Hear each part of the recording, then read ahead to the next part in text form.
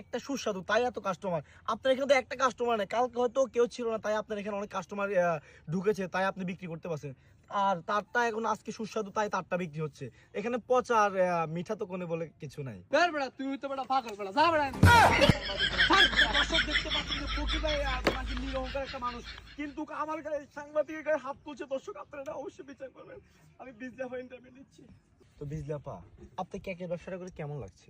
আসলে আমার কাছে খুব ভালোই লাগছে, কারণ আমার মাল কেকগুলো ইনটেক, বুঝছেন? আমি তো অন্যজনের মতো ৫০ মিনিট বিক্রি করি না, তাই সবাই খাচ্ছে আর কি, আমিও মজা পাচ্ছি। এই ফসা কাকা বল, কি হরে ফসা কাকা তাই তুই আবার কেক বানাচ্ছ, আমি দেখি। তো রে তোরা কে গুলের বাইছেন, তোরা এটা কেমনে কাছে কেক?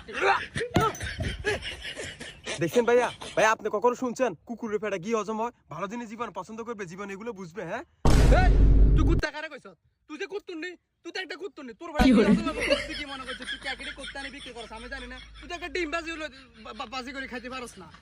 তোর সম্পর্কে আমি কিছু জানি না। না তুই সব পিটতে গায়ে আমি ফাঁস করবো। খারাপ খুলে একদিন আমার টাইম দে, তুই আজকে কর কি হরে ভাইয়া, দেখছেন তার মুখের ভাষা কি? এগুলো নেড়ে ছাড়তে পারেন না, এগুলো তো ছাড়তে পারবেন না। দেখছেন তার মুখের ভাষা কি? আমার কব আর কুত্তে কুতুনি বলছে, লাস্ট আমাকে খালি বলছে। দেখছেন এগুলো নেড়ে ছাড়তে পারেন না আপনারা? হ্যাঁ, তো দর্শক দেখতে পেলেন যে ফকির ভাই ব্যবহার এবং বিজলাপুর ব্যবহার।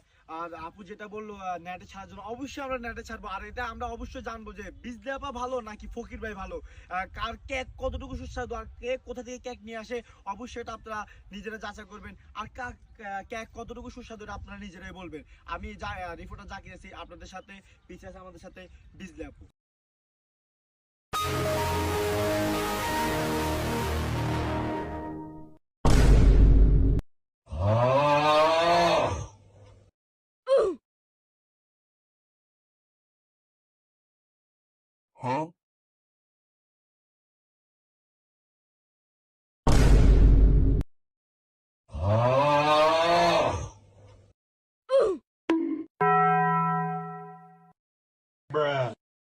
এই যে ভাইয়া একটু সরম তো।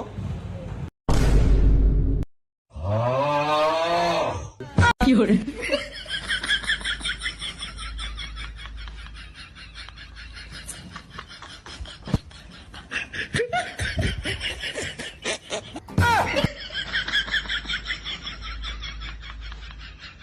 কি হরে